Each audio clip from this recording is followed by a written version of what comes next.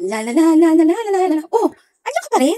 Huwag mo sabihin ganyan ka naka-obsess sa akin. Hanggang pagtapos ko maligo, hinintay mo ko para lang tanungin kung okay ba tong towel na gamit ko. Aba, syempre naman, gagamitin ko ba to kung hindi to magandang pamunas sa mga basang buhok at katawan?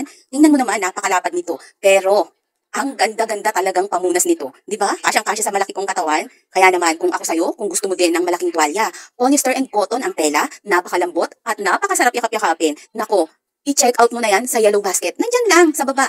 Kung gusto mo din ng masarap ipamuna sa buhok, sa katawan, at malapad na tuwalya, hindi lang kasya sa mga bata, lalong-lalo na sa mga adult na tulad natin. Nako, talagang dapat mo na itong subukan. Tingnan mo naman, karaniwan ng sukat nito ay 70 by 140. Kaya naman, itry mo na ha. Ilalagay ko dyan sa baba ang link. Pag hindi mo yan itirinay, hala, baka maubusan ka. Ako nga kumuha na eh. Hindi lang white ang kinuha ko. Tingnan mo, may iba pang kulay. Ang meron nito, may white ako at may brown din. O, di ba? Napakaganda. Napakalambot kasi ng tela at napakasarap talagang gamitin sa pagligo, pamuna sa ulo, sa buhok, sa katawan, at sa kung saan-saang parte pa ng ating katawan. Ayan. Kaya kung gusto mo na rin na makaranas ng cotton talaga at nakakasipsip ng basa sa katawan, sa buhok, at sa iba pang parte ng iyong katawan, pagkatapos mong maligo, eto ang dapat sa'yo.